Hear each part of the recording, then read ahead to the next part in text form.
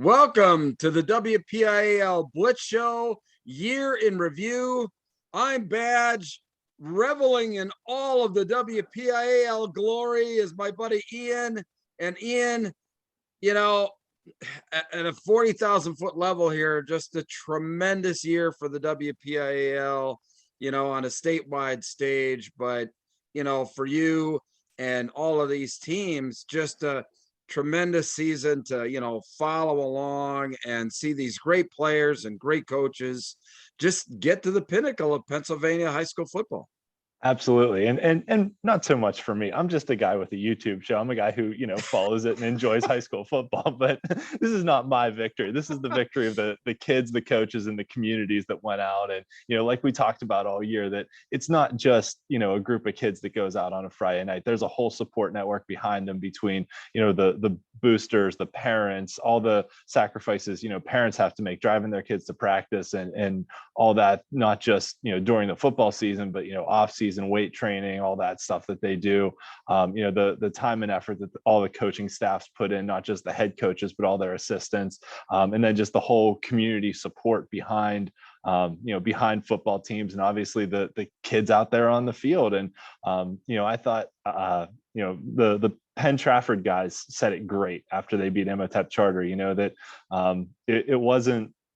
it wasn't college offers that won a state title. It was, heart and grit and determination. And I think that's what you saw kind of across the board, that it was, heart and grit and determination, and teams coming together. As the Aliquippa team was all wearing hoodies that said family on it, right? That it was, that when Bob Palco was on with us a few weeks ago, he talked about, when a group of people between, the students, the players, the community, the coaches all come together with a unified vision and everyone buys in, special things can happen. And, we saw Mount Lebanon beat St. Joe's Prep. Penn Trafford beat a highly favored Imhotep Charter team.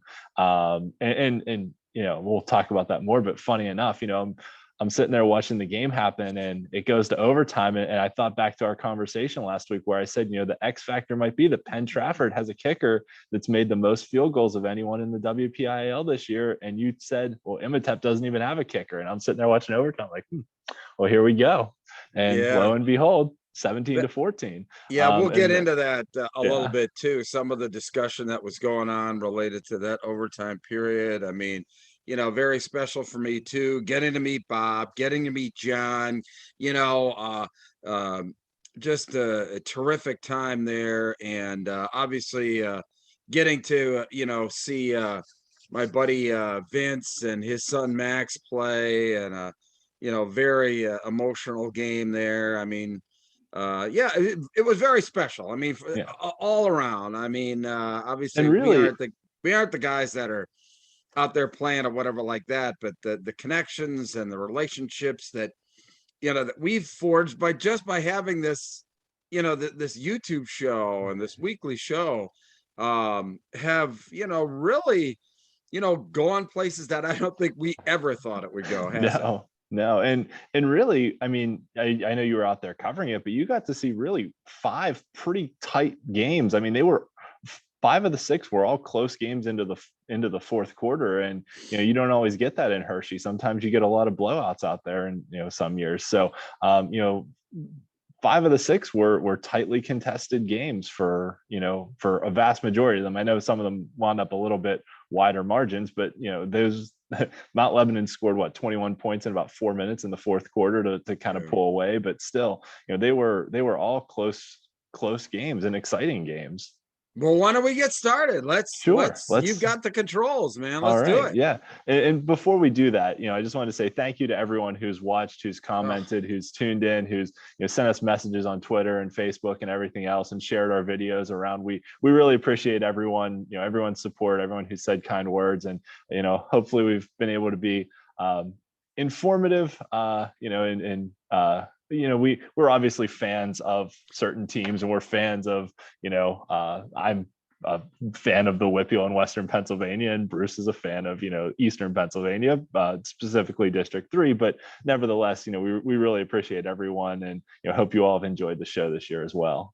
Yeah. Thanks to all the fans. I mean, it's been very it's been a very special journey since we started this. Now this is the end of our second season, and it's really turned, taken on a life of its own. I have numerous people in the eastern part of the state. Now I'm like for some reason, I'm like the expert on the WPIAL for all of my eastern friends, which quite honestly, that's what I wanted to do. I Yeah. wanted to learn more about the WPIAL, the teams, the players, the coaches, the communities that comprise the WPIAL, and I think I've done that. And thanks to you, and thanks to all the coaches. So why don't we get started? Sure, let's go. So, as we know, the WPIAL claimed 4 of the 6 state titles, the first time any uh, district has ever claimed 4 state titles in one season. Granted, moving from 4 to 6 classifications helped that a little bit, but nevertheless, 4 out of the 6 coming back to the WPIAL, and really 5 of the 6 to Western Pennsylvania, because Bishop Guilfoyle's in Altoona. So, if you want to say from State College to the West, we got 5 of the 6 state titles on this half of the state. So thanks to everyone who's tuned in. You know how to find us on YouTube. You can follow us on Twitter, Facebook, Instagram, and all of our articles on steelcityblitz.com. And thanks to our sponsors too, the SSP Network, Andrew Cohen with Get Recruited, Brood Athletic that sponsored our Players of the Week this year, and Steel City Blitz for hosting our content on the website as well. So thanks to all those folks, and congratulations to our 6 state champions, and we'll talk about each of them a little bit more here. So we'll start in 1A.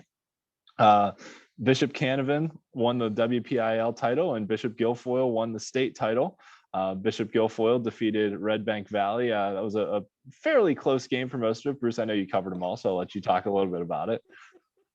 Yeah, it was very interesting. I sat on the bench, Red Bank Valley's bench, and was talking about the running joke of the fact that I didn't know where Red Bank Valley was, and was very honest with them. But I got to know them, very quickly there, in the on the sidelines, and but Bishop Guilfoyle just played a really outstanding game. And hats off to them. You never felt like that it was ever in doubt, for Guilfoyle. They seemed to take command of the game early, and terrific. I mean, that is quite the pedigree in 1A, that's for sure. Yep. They've won 4 state titles now, and and congratulations to Red Bank Valley too, first District 9 team since 1992, making the state championship game. So that's pretty cool. Across the WPIAL, this was honestly one of the hardest players of the year to pick. I went with Braylon Lovelace from Leechburg, because Leechburg made their first playoff appearance since 1988, snapping a 32-year playoff drought, which was the longest in the WPIAL. So congratulations to Leechburg on snapping that. Bishop Canevin I know they were the WPIAL champions. They had so many good players. Their tandem of receivers in Lassay Lax and Xavier Nelson were both outstanding this season. And carrying Canevin to the WPIAL title, and a lot of other good players. And this is a situation where Canevin had a lot of young players, a lot of underclassmen, so they'll certainly be a threat moving forward into next year. The game of the year was actually not a playoff game. Most of the playoff games wound up kind of lopsided, but the Leechburg-Greensburg Central Catholic game in week 9, Leechburg had already clinched a playoff spot by this point, but Greensburg Central scored with about 2.5 minutes left, and Leechburg drove it back down the field and scored the game-winning touchdown with about 30 seconds to play. So, capping off a regular season that was their best in school history, and saw them, or one of the best in school history, I should say, and saw them snap the longest playoff drought in the WPIAL. So really cool story for Leechburg, and congratulations to Canevin as well for winning the WPIAL title. Obviously those were some of the storylines. The Big 7 conference was crazy all season with, Cornell won the conference, which was just their first conference title since 1983. But then Cornell lost to Ulsh, who wound up making it to the championship game because they got hot late and went on a run. You had Rochester in the mix, and wound up with a three-way tie in there as well. So just some craziness in that conference. Jeanette missing the playoffs after winning the WPIAL title last year, but that was kind of a result of their tumultuous offseason where a lot of players transferred, some folks left the program, and their head coach said it was going to be his last year. So we wish Roy Hall all the best in his retirement. But it's, kind of where does Jeanette go from here? It's going to be a big question because Roy Hall's been an institution coaching there for a long, long time. And then the Tri-County South going 0-5 in the playoffs, obviously a storyline. And then statewide, Canton out of District 4 having a historically good season, reaching the semifinals as well.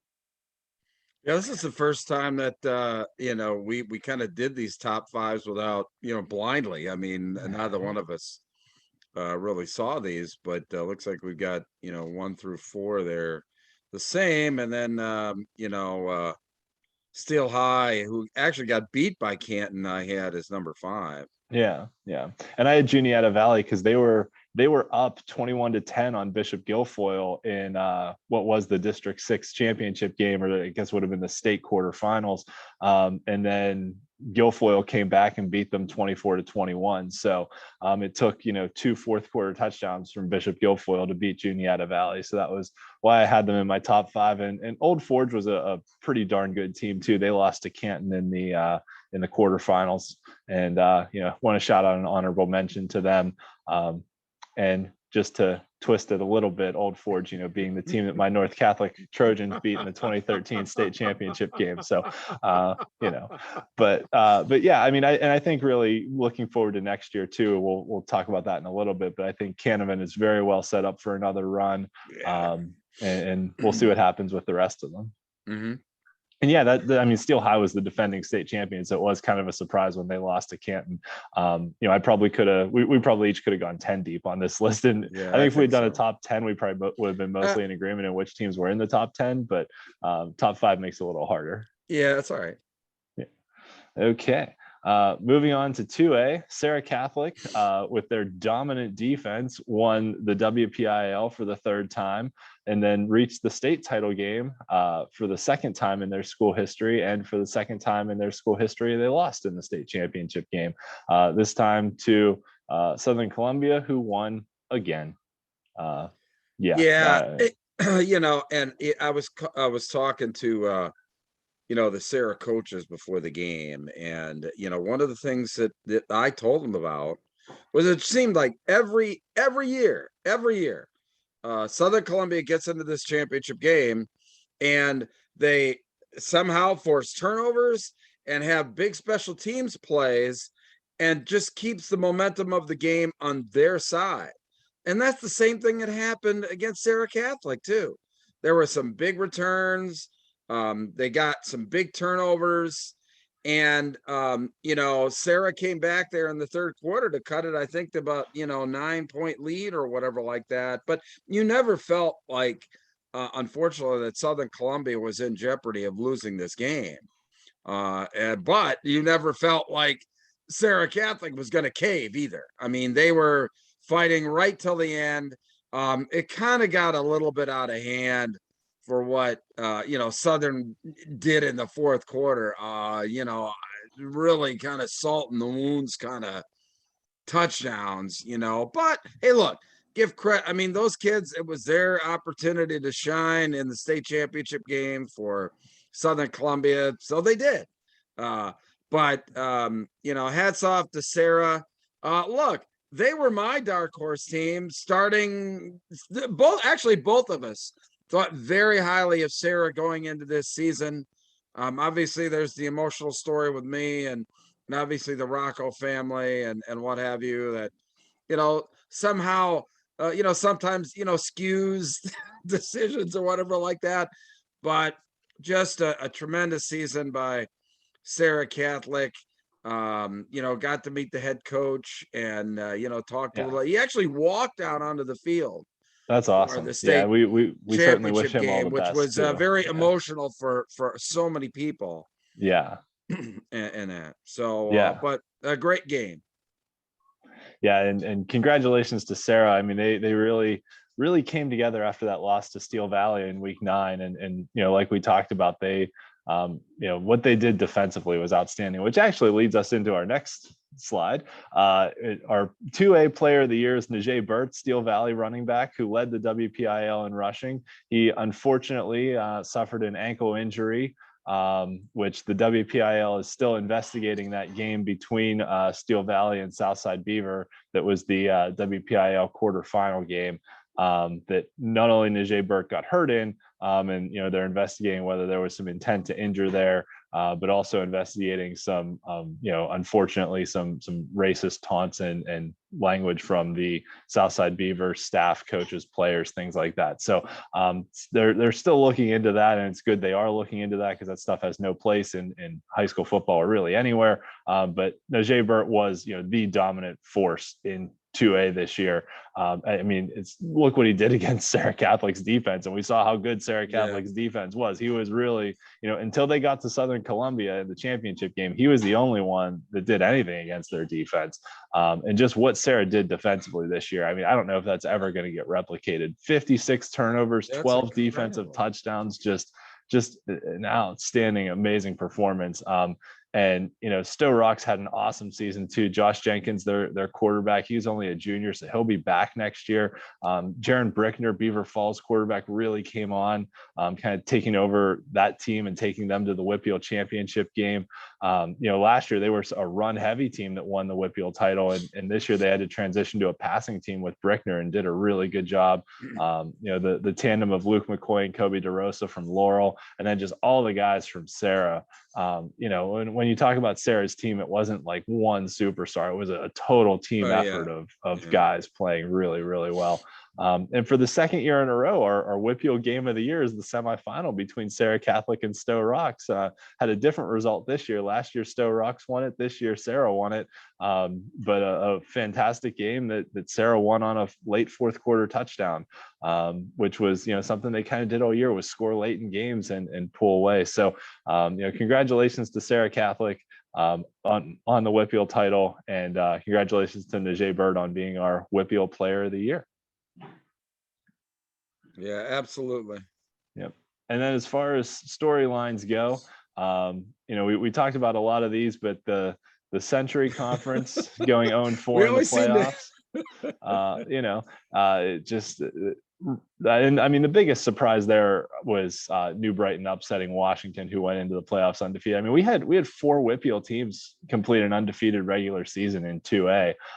So it was a wide open, playoff field, and Sarah emerged from it. They weren't one of those 4 undefeated teams. So it just kind of shows you how wide open it was.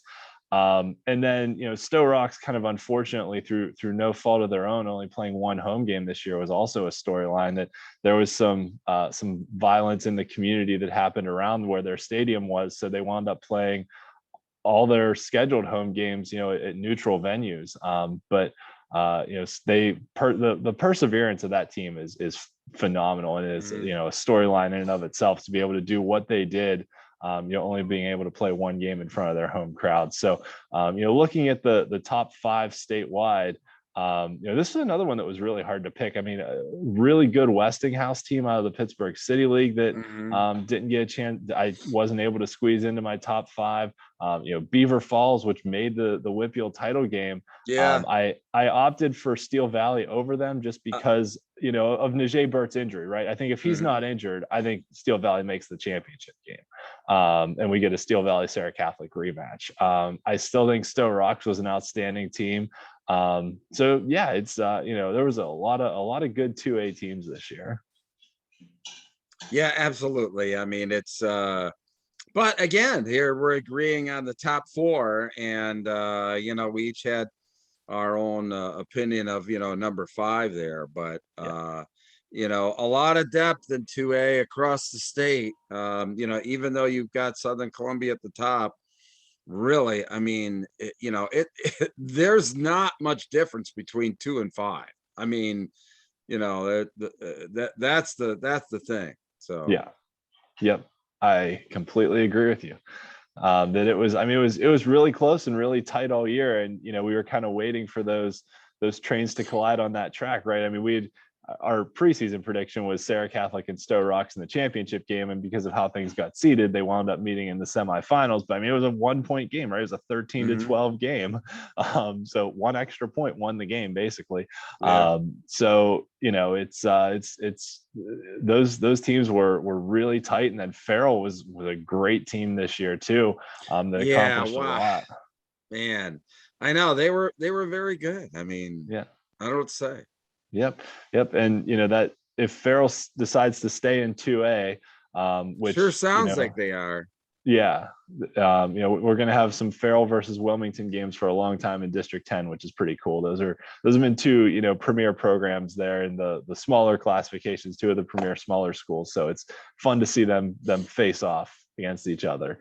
And, I guess we should also mention that we were supposed to have the new classifications by now, but the PIAA decided that they needed to recalculate some things because apparently schools didn't understand, or there was varying interpretations on how to, interpret VOTEC charter school students that, counted or didn't count towards the overall enrollment number, and that could shift some things around. So absolutely right. I mean, there, there's some kind of moving pieces coming up on our top 5 for next year, depending on how that all plays out. There is, yes, and we'll get to that in a little bit. On to 3A, little tease for the end of the show. Stay tuned. On to 3A, where Central Valley repeated as state champions. This time in a low-scoring game. Last year was a little more high-scoring. This year was a lot more defensive-oriented, but a real slugfest between Central and Wyomissing. Yeah, I'll tell you what, quite honestly, Central Valley, even though the score was only 7-0, really, I thought that they were the ones that kind of dominated the play. And with the exception of Weil getting a turnover and getting a ball deep in the Central Valley end, at which ultimately Central Valley stopped them on 4th and goal from the 3. Weil really didn't have any meaningful scoring opportunities, and Central Valley, they had a short field goal blocked, and another touchdown that probably could have been scored. So, but clearly, I mean, they, in my mind, they didn't have any trouble running the football, and they shut down the Wyomissing running game pretty well. So, great game by Central Valley. Even though it was only 7-0, I felt that, that score definitely didn't represent how well Central Valley played. Yeah, and it was for as dominant as Central Valley was all year, they could have easily gotten frustrated by that game being low. It was, because Landon Alexander didn't score till the 4th quarter. I mean, and how about that kid? Let's just talk about him for a minute. Actually, let's talk about him because he's our 3A player of the year, and deservedly so. I mean, 2 years in a row, Landon Alexander in the WPIAL final and then the state final ran for 200 yards in all 4 of those games. So, last year WPIAL final, last year state final, this year WPIAL final, this year state final. He should get the Ronnie Dangerfield Award, that's for sure. I mean, he doesn't get any respect. I mean, he does, but he doesn't. You know what I mean? He's not mentioned in the same breath as those top flight players, and he really should be. He absolutely should be. I mean, he's a special kid. He's super talented, and just he brings it in the biggest games. He always, big time players make big time plays in big time games, and he brought it all year in the biggest games. But my unit of the year was Central Valley's line because of just like you talked about how they shut down Wyomissing's running game. And we talked about Sean Fitzsimmons all year. I called him the terror of the trenches because of 48.5 tackles for loss, 21 sacks. I mean, just an outstanding performance. But Jackson Tanya, I mean, he gets overlooked a little bit, but I mean, he had like 28 tackles for loss and 13 sacks, and there was one play he picked up like the dude from Why I'm Missing and just carried him through the end zone. And it's, he was on offense at that point, I think he was playing center. And it's just like, oh man, like these dudes are good. So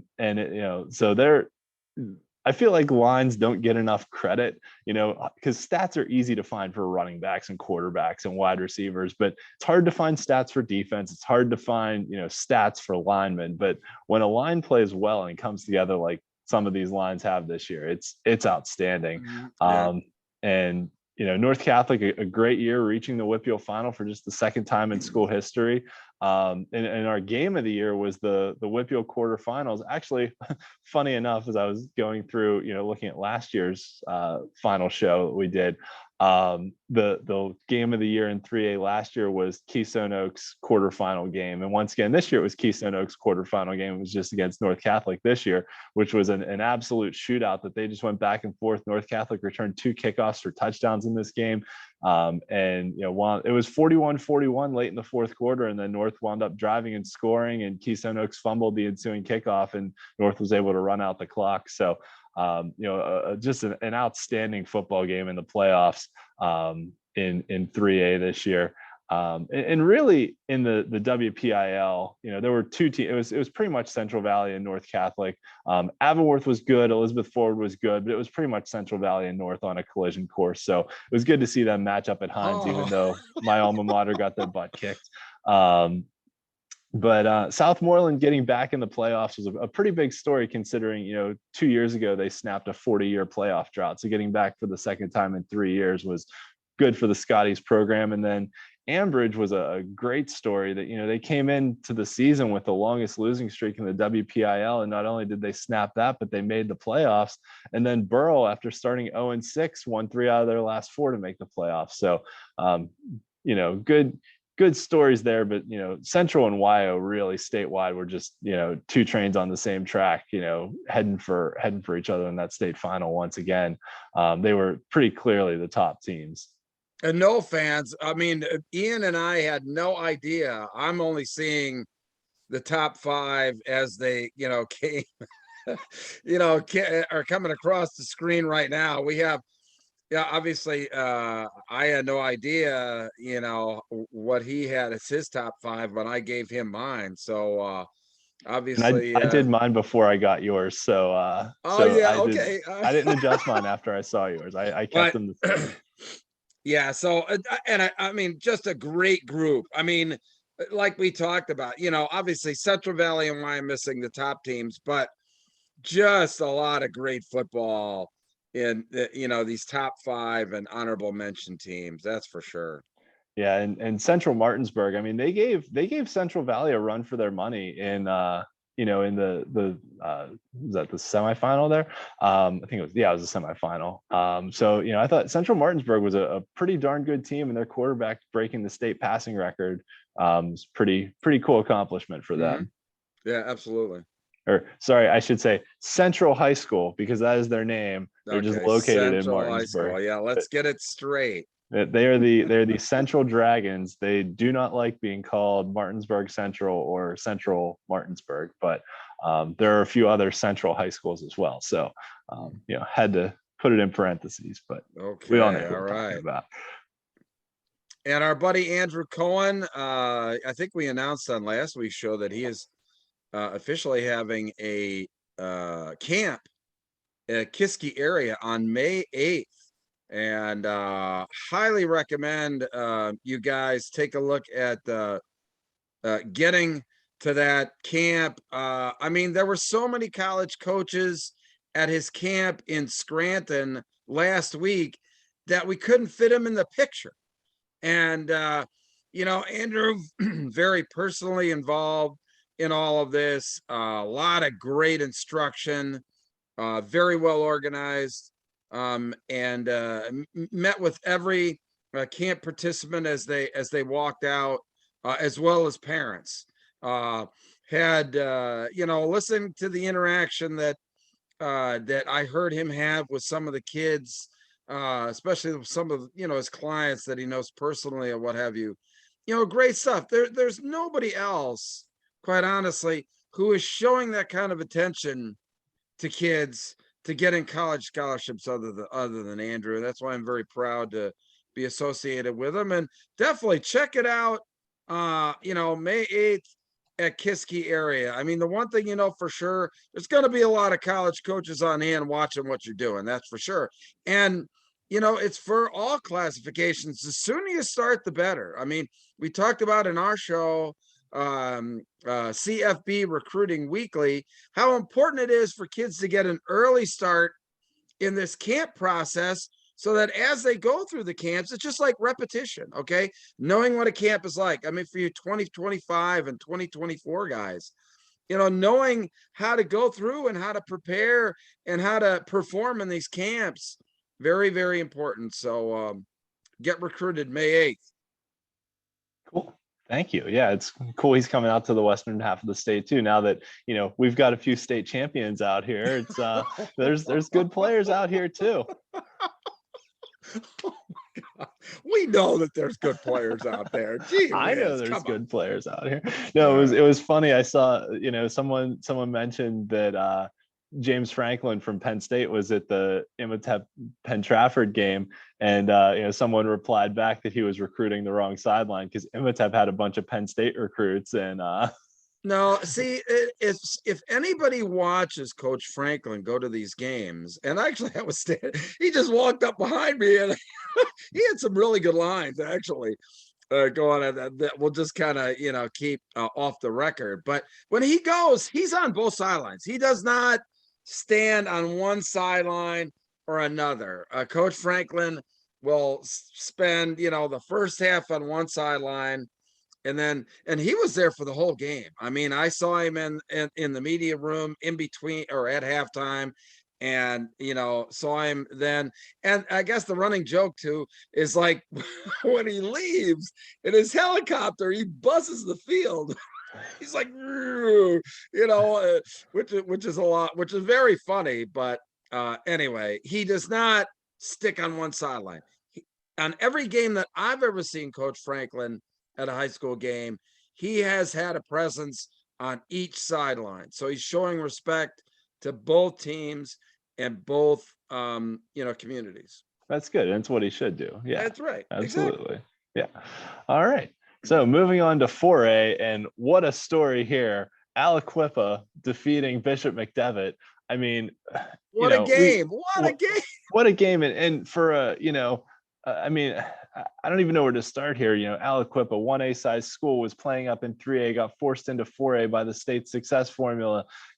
35 kids on their roster, and Bishop McDevitt had 72 or 73, and it's like, Aliquippa's kids playing both ways, offense and defense. McDevitt's only got 3 players that played both offense and defense, and it's like, I think I tweeted this during the game, and I'll pat myself on the back. I was pretty proud of this, but the word quit is just not in their vocabulary. They just replaced it with the word quip, which just means you never quit, which is basically the antonym. And it's just like the tenacity of this team, this school, this community, that really the community as a whole, their stick-to-itiveness is just incredible to watch and to follow. And they never back down from anyone. Yeah, they, as was shown by the fact that they got down 13-0 in this game, and they never panicked. They just kept coming right at you, and they never stopped. But neither did Bishop McDevitt. I mean, what a great game this was. Unfortunately, there had to be a winner and there had to be a loser in this one, but wow, one of the best title games that I've seen, clearly, talent wise.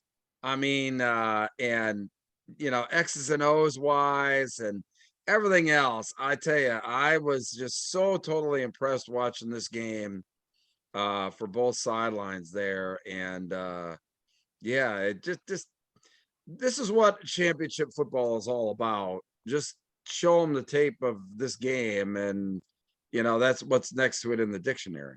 Yeah. And really, the other cool thing too is, Aliquippa's coach Mike Warfield after the game said, the other 3 state championships that Aliquippa had, they'd always had kind of one star player, right? Like 91, they had Ty Law, who went into the Pro Football Hall of Fame. 2003, they had Darrell Rivas, who Pro Football Hall of Fame. 2018, they had MJ Devonshire, who was just an outstanding player. I think he's at Pitt now playing safety on their ACC championship team. But this year it wasn't, one all around all-star player. It was a group effort. And I mean, they had a ton of ballers on that team. They had some darn good players, but it wasn't, one kid that was head and shoulders above everybody. It was a total team effort all around with what they did, and did it with underclassmen too. I mean, Taquay Hayes, the running back's a freshman. John Tracy, nobody believed that he was a freshman. That was the running joke on the sidelines. Nobody believed that guy was a freshman. I mean, very impressive. Very impressive kid. Very impressive. Yeah, the sky's the limit for him. I mean, I think he just got a Penn State offer. Yeah, he tweeted out. So yeah, I mean, it's sky's the limit for him. And Quentin Good, their quarterback's a sophomore. John Tracy, their other running back, was a sophomore. So they've got some talent coming through the pipeline for a long time to come here. Yeah.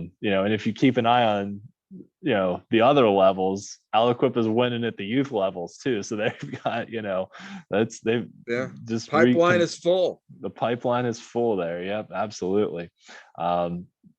So our WPIAL player of the year is Devin Whitlock from Bell Vernon, who led the Leopards to an undefeated regular season and to the WPIAL championship game.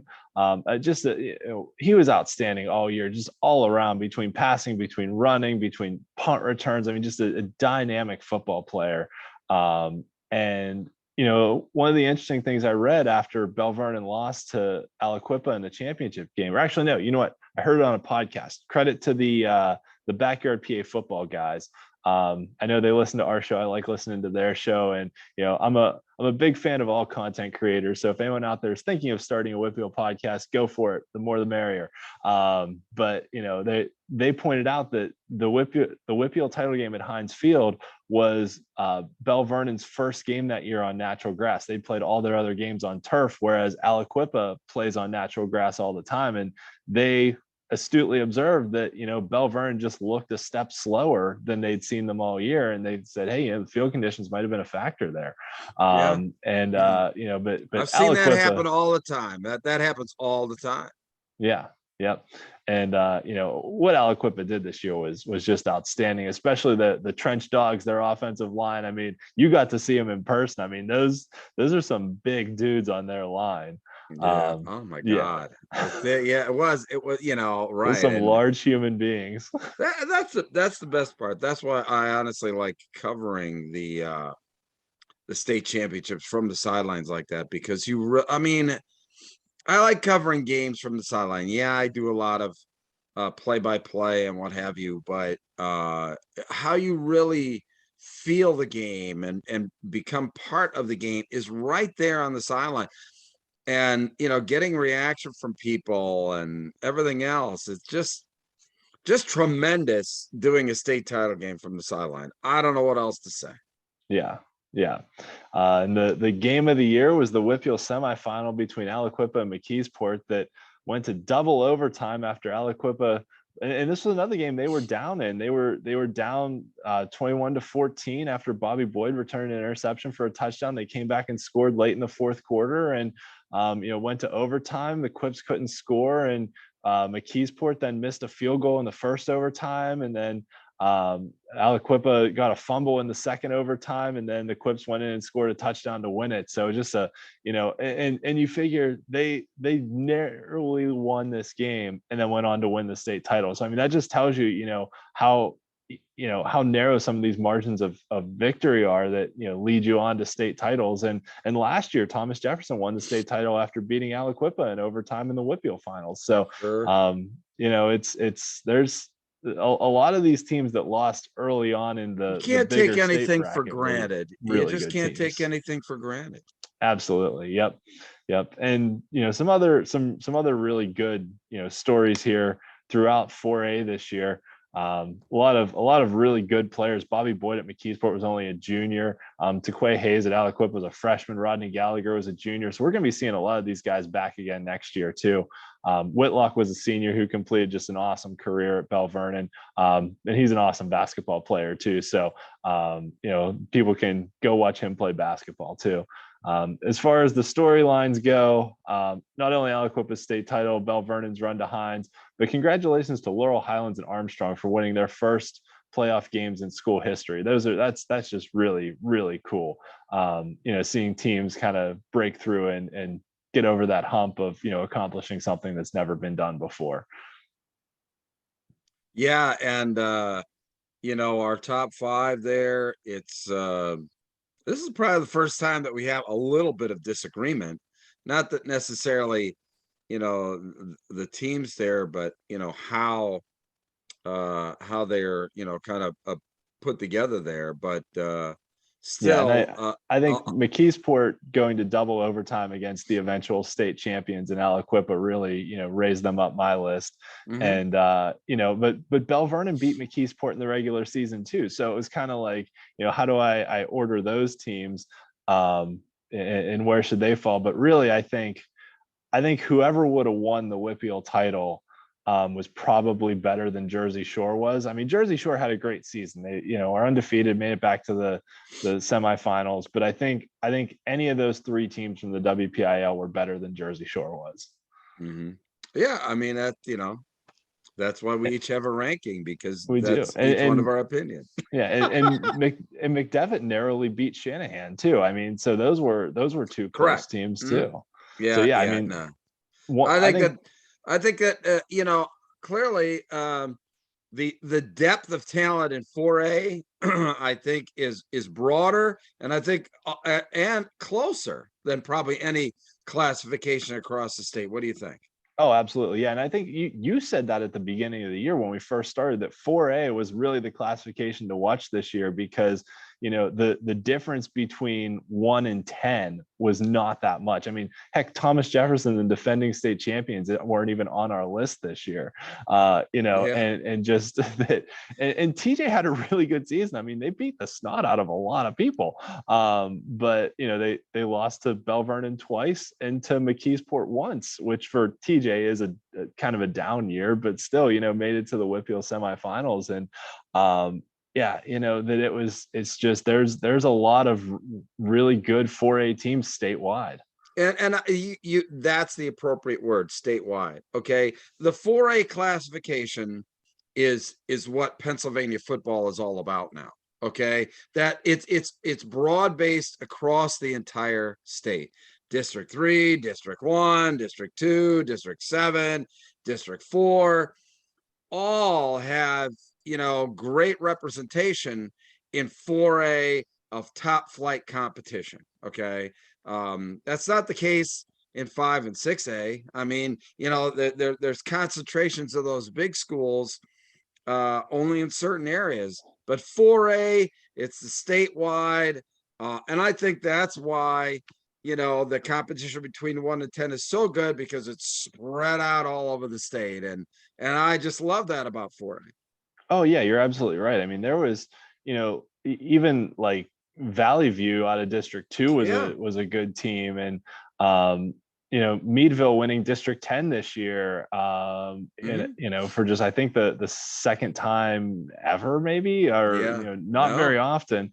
I agree. 4A statewide was just really, really good, man. Yeah, it is. It's like the classification of Pennsylvania high school football.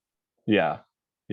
And really, it makes me miss the 4 classification era a little bit, because, we would have had like B schools, and then a couple of the 5A schools would have been like AAA, and AAA was, oh my God. Yeah. Well, AAA was always, I felt like, more competitive than 4A was, because than Quad A was, because like you said, Quad A was kind of dominated by those really big schools were always beating up the little schools in 4A. That's the bad part. Yeah, but AAA and now what is 4A, kind of those schools just above the midpoints are really where it's at. Yeah, I agree. Yeah. Speaking of 5A, Penn Trafford wow. I mean, we interviewed their coach, John Ruane, last week. And first WPIAL title in school history, and then going on to win the state title, beating Imhotep Charter, who was, a defense loaded with D1 recruits. And, just the heart that this team showed to gut it out was just incredible. Well, and I tell you what, and the community really turned out too. I think there were more fans from Penn Trafford at the state championships than any other school. I don't have any official statistics there. I know that Bishop McDevitt, probably because of proximity, may have given him a run for the money. Yeah, but I saw the 4A. I saw the attendance numbers, and 4A kind of blew all the other ones out of the water. And I knew that was Aliquippa because fans of travel Bishop really well McDevitt, too. right? Yeah. Aggregately, I mean, McDevitt, that was basically a home game. They're only 10 minutes from Hershey Park Stadium. So, it was a home game for them.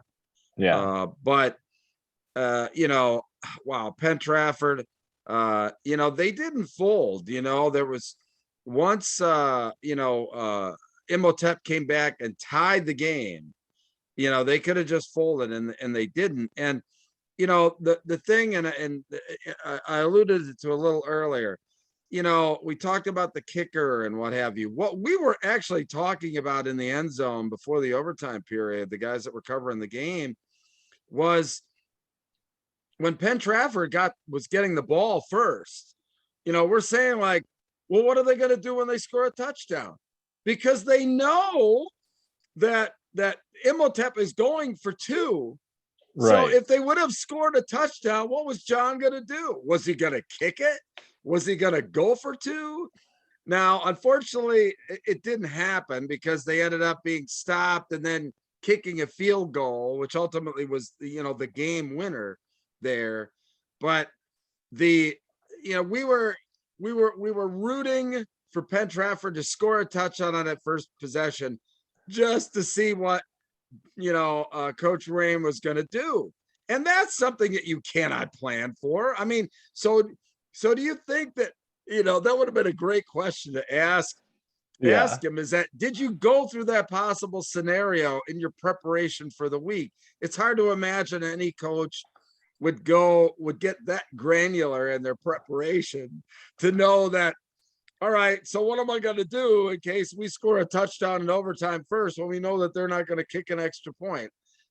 But that would have been the most intriguing coaching decision maybe ever that I would have seen in a state championship game. It didn't get to that point, but it was a lot of fun for us guys, in the end zone, trying to, go through all the hypotheticals. But it was a shame. Really, Imhotep kind of imploded in the overtime period. I mean, they couldn't even get the snap, unfortunately. But kudos to Penn Trafford. I mean, played hard. Never let the aura and reputation of Imhotep, and there was a lot of intimidation factor going on all the way to the coin toss from Imhotep there. So they never gave in, and it turned out to be a state championship because of it. So tremendous effort by the Warriors. Yeah.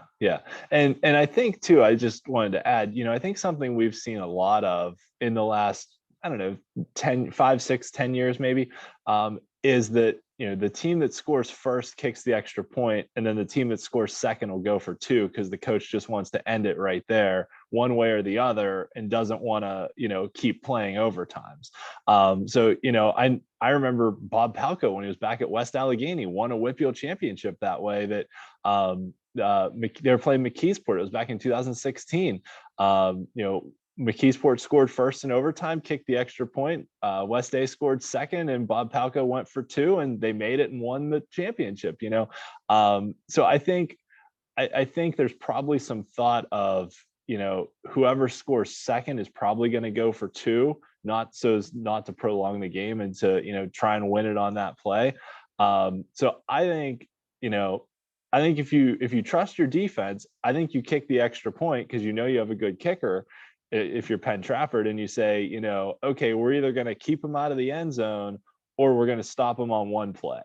You know, I know that stop him on one play is always risky, right? That happened in the Steelers-Ravens game a couple of weeks ago that John Harbaugh decided to go for 2.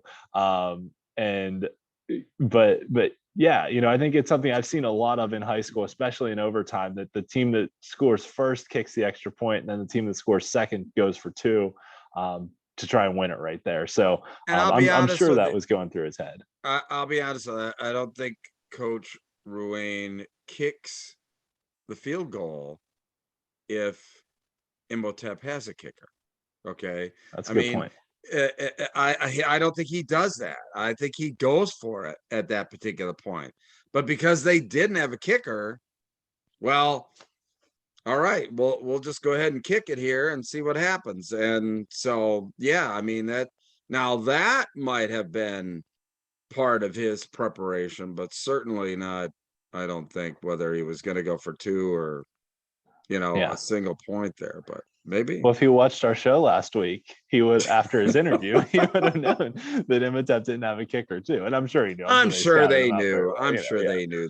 Yeah. But you know, shout out to Nate Schlesinger, the Penn Trafford's kicker, for making the state championship winning kick. I mean, 11 field goals this year was the most in the WPIAL. So yeah, right. It wasn't like the last play, but it still was. And that was the thing. I called that play the sack heard round Pennsylvania when Conlon Green, I think it was. Yeah, right. When he sacked them there. Yeah, the sack heard round Pennsylvania. So yeah, that was a lot of fun. And so anyway, good stuff for Penn Trafford. Absolutely. And then our WPIAL player of the year, probably no surprise, Cade Giacomelli, running back from Penn Trafford, who is just phenomenal all season. I mean, I know he's a Wisconsin commit and, going to a Big Ten school and all that, but I think, he was the only one on Penn Trafford's team that had a Power 5 college offer versus, pretty much all of Imhotep's defense that had Power 5 college offers or that caliber players. And, he had an awesome game in the state title game. He was excellent all season. And, Penn Trafford's line on both sides of the ball was really impressive all year. I mean, what they did against Moon in the WPIAL title game, I mean, we've talked about this before, that, Moon was a, ground and pound kind of team, and, just keep pounding at you 5-6 yards in a cloud of dust. And, everything Moon did with Ben Bladell, with Dylan Slava, with Jeremiah Dean, their running backs was really good all season. And Moon was the only unbeaten WPIAL team after the regular season. And, Penn Trafford's line really held them. I mean, it was 24-21 final, but nevertheless, Penn Trafford's line held them when they needed to in the second half, and also cleared the way for Cade Giacomelli to have an awesome season. Carter Green, their quarterback, ran for over 1,000 yards also. And two names to watch in the future here too: Julian Duggar from Penn Hills and Brad Birch from Gateway, both sophomore quarterbacks that are up and coming. So they're going to be fun to watch in coming years.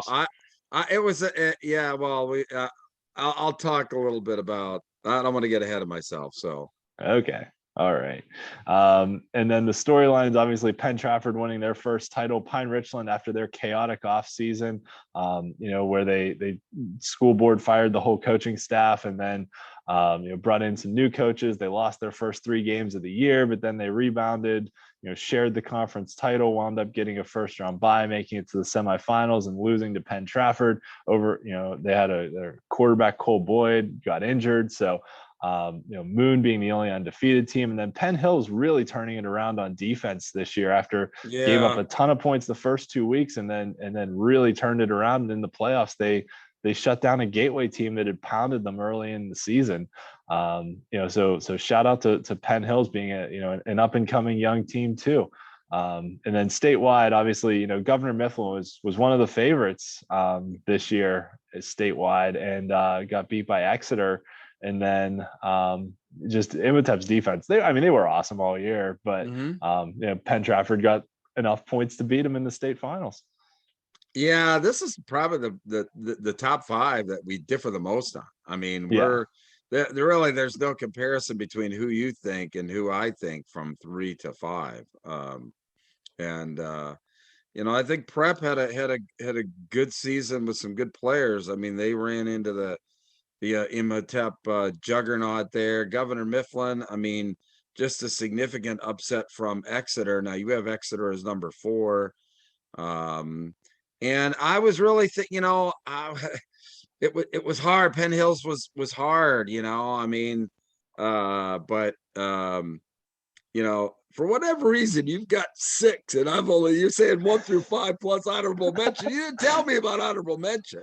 I just went 1 through. I made the tough calls of just putting 5 teams on there. I couldn't make. I was a little indecisive, so I put honorable mentions in That's there. But okay. nevertheless, No. I mean, it was hard to leave Governor Mifflin out, but it was also, it was also hard to leave Penn Hills out after, Penn Hills only lost by 5 to Moon and had the ball in the red zone with a minute left against Moon. And, Moon only lost by 3 to, if Moon makes a 35-yard field goal at the end of regulation, they go to overtime against Penn Trafford, and who knows what happens there, So I think those were 2 really good teams. And then moving forward into next year, 5A is going to be wide open again next year. It's going to be pretty fun to watch.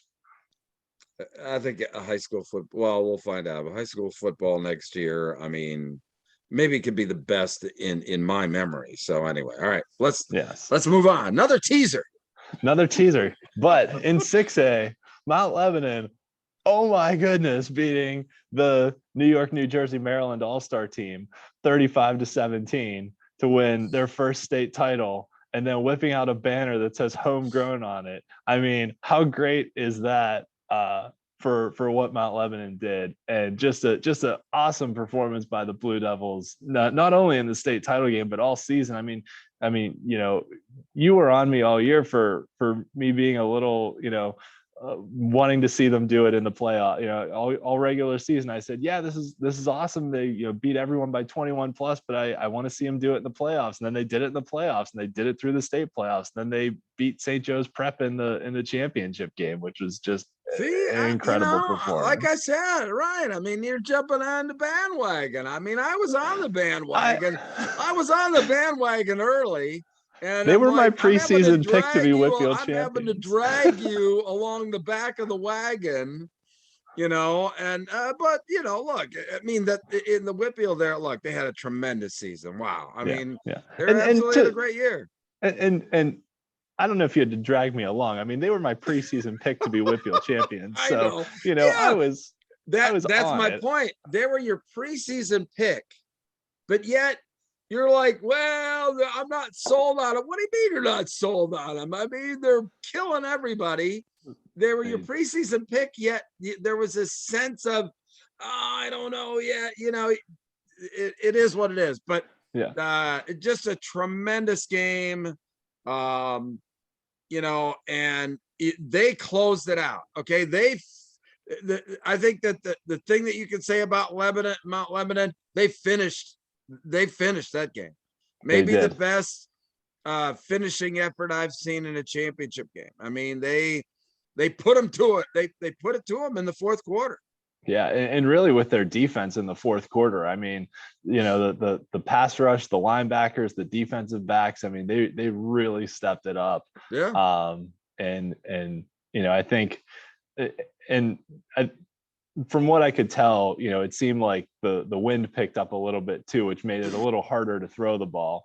But a little bit. Maybe I'm understanding. I couldn't stand. But yeah, it was. But it makes it a little harder to throw the ball. But nevertheless, I mean, you still have to go out there and play. Yeah, you did. Yeah. The weather conditions really deteriorated in the second half, and the team obviously but the thing is, the best team won too. I mean, they were the best team all year. Look, it was that you weren't the only one that they had to stake their claim to a number one. I mean, they weren't number one in the state until late in the season, in the polls. Yeah, so there were a number of people that said, show me. And ultimately they did. So they did. Good for Mount Lebanon. Yeah, they absolutely did. And this was, the hardest decision to make on player of the year, that Alex Texa and Eli Heidenreich were both outstanding. And, Texa carried them through the regular season.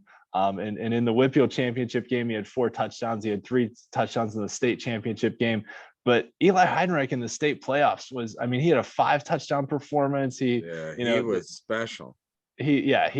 Both of those guys are phenomenal. And I couldn't pick between the two of them. And really the triplets with Joey Daniels at quarterback, and then those two, were just the best, the best trio. I mean, and I think Alex Texa after the game said, we were so hard to stop because we were so good all around that, if defenses game planned against me, then Joey and Eli would beat him. Or if they tried to stop Eli, then I'd beat him, and it was just that Mount Lebanon could beat you in so many different ways. And they moved guys around too, right? Like they'd put Texa as the Wildcat quarterback and snap it right to him. They put Heidenreich as the Wildcat quarterback and snap it right to him. Or, those quick outs that Daniels could throw to Heidenreich in space, and just the way he could move in space against defenders. And he played well on defense too. I mean, And that punt return that set up the go-ahead touchdown was, or not the go-ahead touchdown, I guess they were what, 21-17 at that point, and he returned that punt, and then they scored and scored again. And so all facets of the game he excelled. So a great year. The game of the year in 6A was Seneca Valley beating North Allegheny in week 9, which earned Seneca Valley the number 3 seed in a first round bye and made North Allegheny play in the first round play-in game. So Seneca Valley and North Allegheny are kind of neighboring rivals. So congratulations to Seneca Valley. They haven't beat North Allegheny very much over the years. And then storylines, obviously, Mount Lebanon and Canamac sneaking in with Mount Lebanon's undefeated season, Seneca Valley getting that first round bye, and Canamac sneaking into the last playoff spot. But I think we were mostly in agreement here. I put Bethlehem Freedom in my top 5 just because of how close they played against St. Joe's Prep. In their, I guess that was a quarterfinal game. But Mount Lebanon, St. Joe's Prep, LaSalle College, we were in agreement on the top 3 here.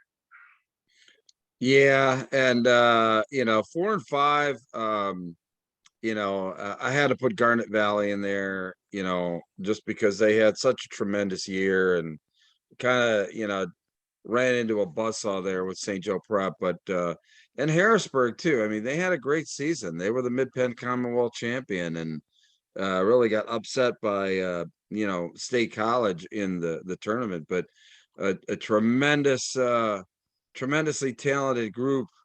Anybody who wins the Mid-Penn Commonwealth has to be up there in the 6A rankings in the state. Yeah. And neither of us ranked them, but shout out to State College too, who put together a pretty tough, gritty run, through the state tournament to get to the semifinals. I had a hard time keeping them out too, but I think Mount Lebanon and St. Joe's Prep were pretty clearly the top 2. Although LaSalle beat St. Joe's Prep in the regular season, but nevertheless, I think they were the top 2, deserved to play for the state title, and the best team won. So now, we've named all of our drum roll, please. We've named our players of the year from each of the classifications, but we have to name one overall. And just like last year, we have both a team and a player of the year. Our team of the year is Aliquippa, which, I messed up the record there. Sorry. But nevertheless, Aliquippa, the WPIAL 4A champs, state 4A champs, 1A size school, playing up 3 classifications. Just an outstanding effort by those kids, that community, everything they did. And our player of the year is Penn Trafford's Cade Giacomelli. Congratulations to Cade. It just, phenomenal year, outstanding performance in the state title game, and in the WPIAL title game, and just everything he did for Penn Trafford this year. Finally delivering to them their first WPIAL title in school history, first state title. So just really cool all around it. And also too, we talked about this after the WPIAL championships, that the typical crew of the teams that have won a lot of the titles over the years weren't in the championship games or didn't win them this year. Aliquippa won, obviously extending their all-time record, but Central Valley winning their 5th, Sarah Catholic winning their 3rd, Bishop Canevin winning their 2nd, Penn Trafford winning their 1st. Just some great storylines all around from some teams that haven't been as historically successful. Yeah, and we were talking about that. One of the you get an opportunity to really speak to some knowledgeable guys. I'm not one of them, but speaking to some knowledgeable guys when they're there, and to a person, the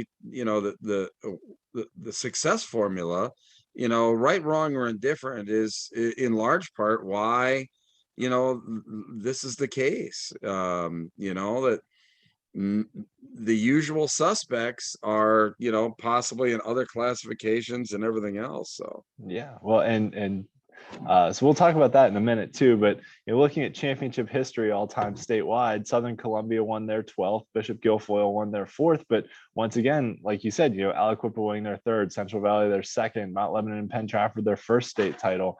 WPIAL extends our very, very big lead in the overall number of state titles won to 54 now after we claimed 4 this year. But overall, yes, I agree. We had not the usual suspects this year, and talking about the success formula, these are the teams that could potentially be looking at moving up next cycle. And looks for everything it seems like Aliquippa is gonna get forced up into 5A, which I for a school that size and a community that small is not right. Especially, it seems to me like Aliquippa is getting penalized for voluntarily playing up, right? That they were voluntarily playing up in 3A, and the success formula forced them up to 4A, and now it might force them up to 5A. That, it seems like that. I think overall the formula works, but, having teams like Imatep move up, teams like Cathedral Prep move up, right? Like that works.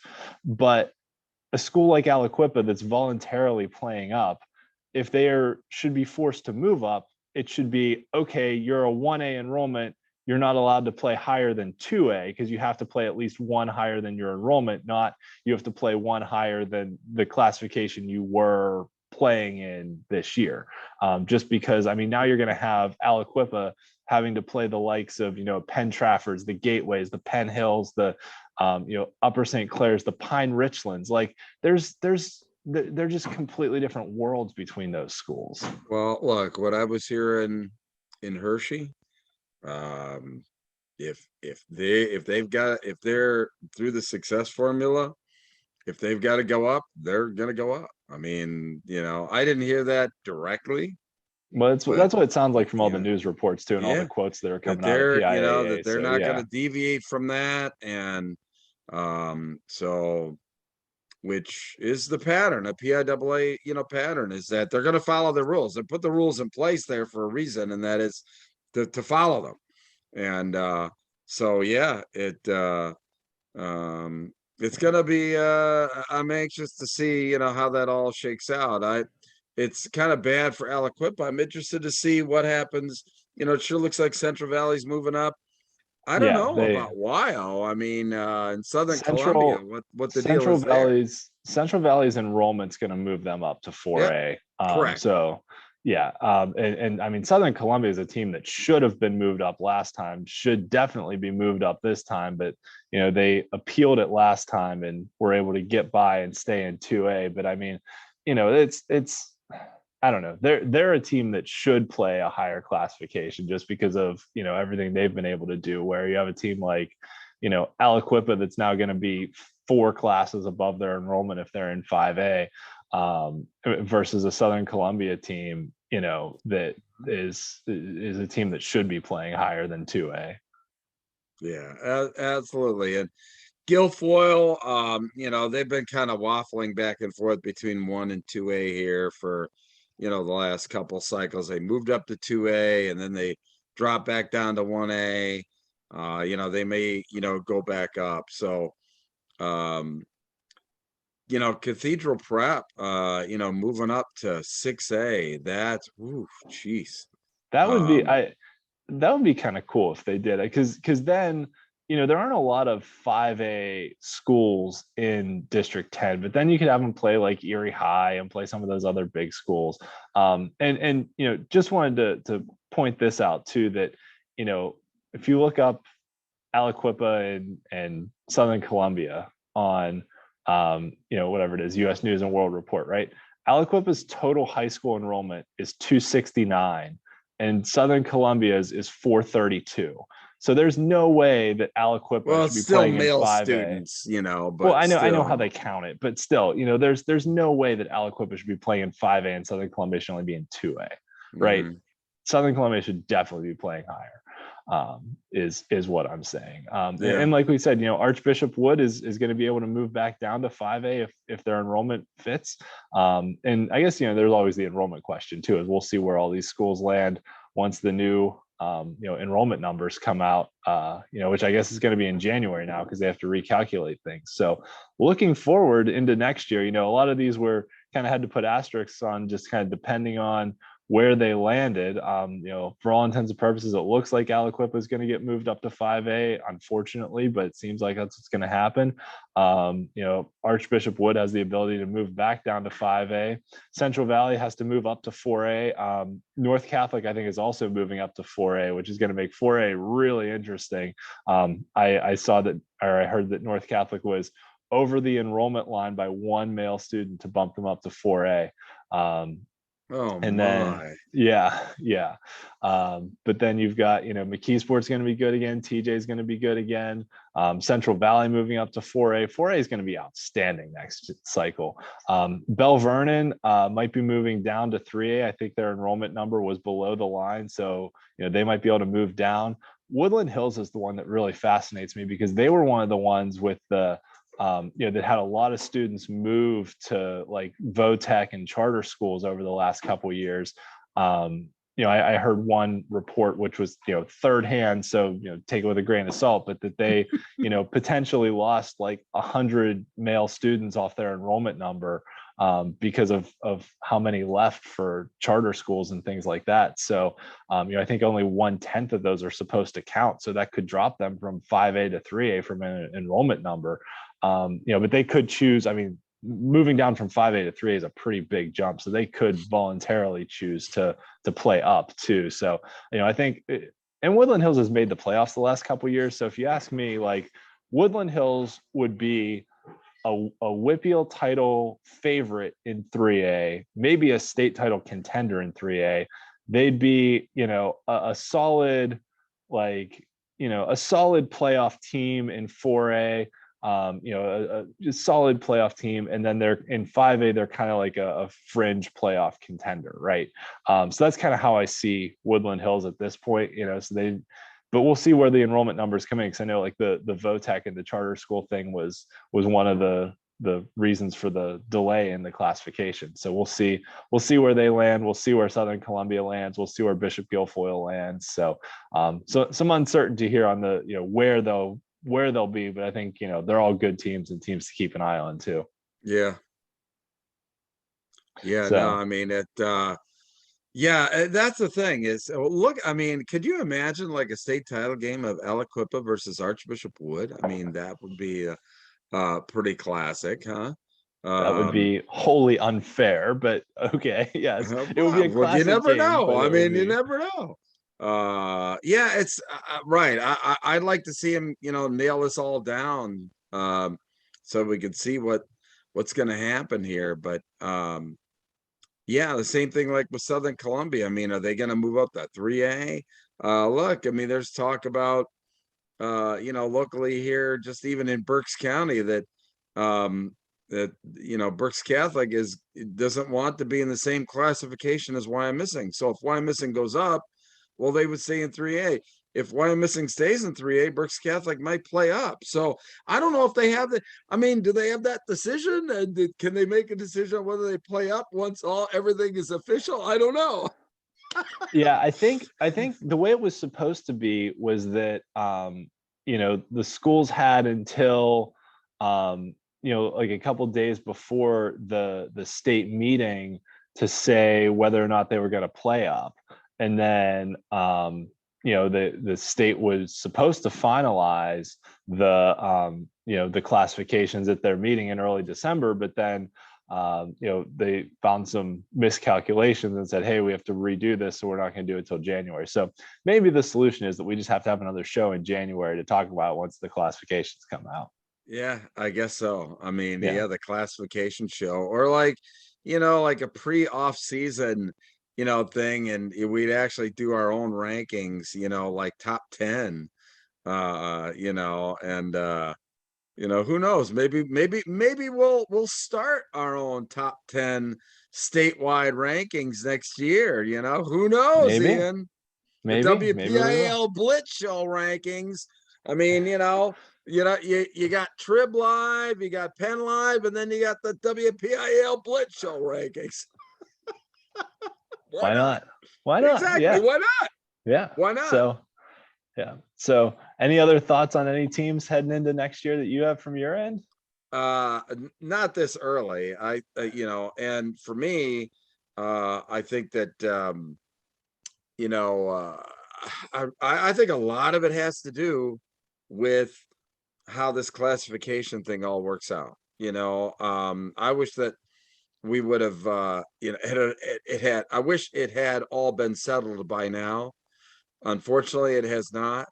So yeah, it may require like like a preseason show that we have after the classifications, and take it from there. But well, I'll certainly write some articles about it on steelcityblitz.com that people can check out. So yeah, I'm sure there'll be some articles on easternpafootball.com as well. Not by me, but by by other parties unnamed. So yes. So congratulations to our 6 state champions. 4 of them from the WPIAL and the other 2 as well. So yes, congratulations, Mount Lebanon, Penn Trafford, Aliquippa, Central Valley, Southern Columbia, Bishop Guilfoyle. It was a great season all around. This was a really fun show to do. I really enjoyed it. Thanks to everyone who tuned in. You know where to find us.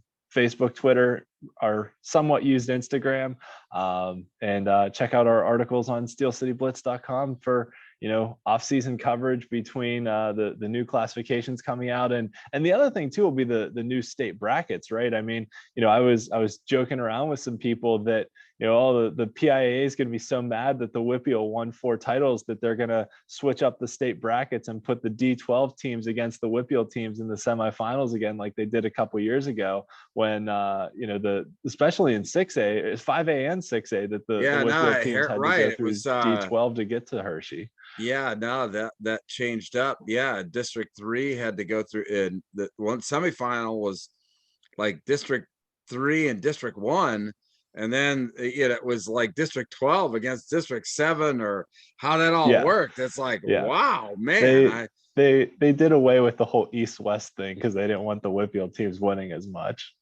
Yeah, well, look, however they do it, I mean, it is what it is.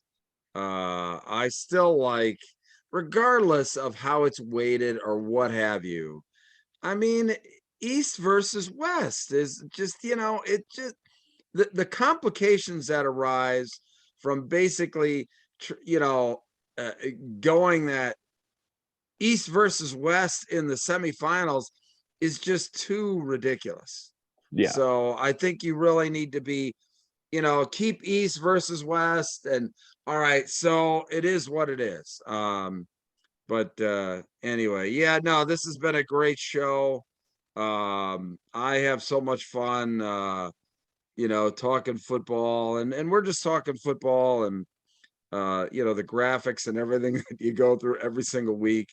But the people we've met and the friends we've made and the exposure that we've given for so many of these coaches and players and everything else from all over the state, I think it's just been fabulous. And it has. We've been able to tell some great stories, and and on top of that too, bring some good causes this year too, right? There was a couple. There was the one kid from Shenango whose dad unfortunately died, and we were able to share the GoFundMe page for that, and to promote some other things too. So we're always happy to help promote those good causes as well that are out there. And I know there's some on an exciting front. Aliquip is building a brand new stadium. South Allegheny is building a new stadium. So even going into next year, there's going to be some new stadiums happening, which is pretty darn cool too.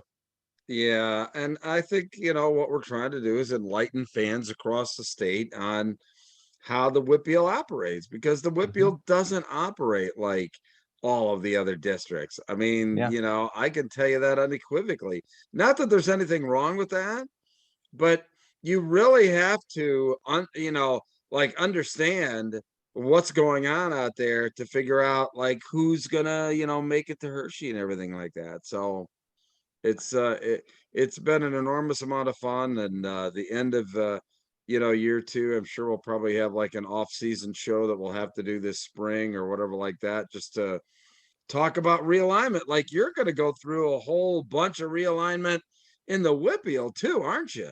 It is, yeah. And it's because not only do we find out what classification schools are in, then the WPIL sorts those schools into conferences. So there's kind of a whole cycle to it that we find out, okay, what are the classifications, and then Right. after that, who's going to be in conferences with who.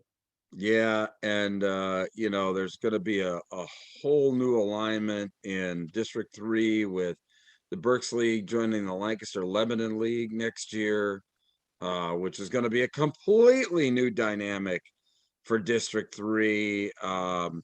And so that's going to be a lot of fun. I think that it's going to be, a lot of, oh God, a lot more competitive balance, I think, between District 12 and District 1, Philadelphia, and then the suburbs next year. I think that that gap is closing between the Philadelphia Catholic League and the surrounding areas. Yeah, but I just want to see some reemergence of District 11 in the bigger classifications. I mean, the last time a District 11 team kind of made it to Hershey was Parkland a few years ago. And so I'd like to see some emergence of those teams to get back to Hershey. When have we seen a District 11 team back in Hershey for any classification, right? I mean, last time Yeah. maybe it was Parkland, right? Let me hold on. I can probably look that up quickly. And even, District 1 hasn't won a WPIAL, or not, so District 1 hasn't won a state title since we went to 6 classifications. So we're, 6 years into this now. Yeah. And yeah, so let's see here. District 11 all time is, I think they've been to 21 championship games all time. Let me see who the last one was to make it. This will not surprise you, but I have a whole spreadsheet on this. Oh my God.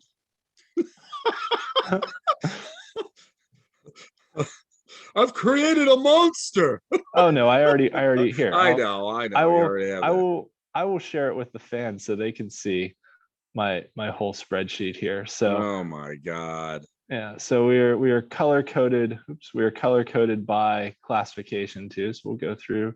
All right, so we're in District 11 here, which is great. So I guess let's see. Allentown Central Catholic in 2010 won the championship.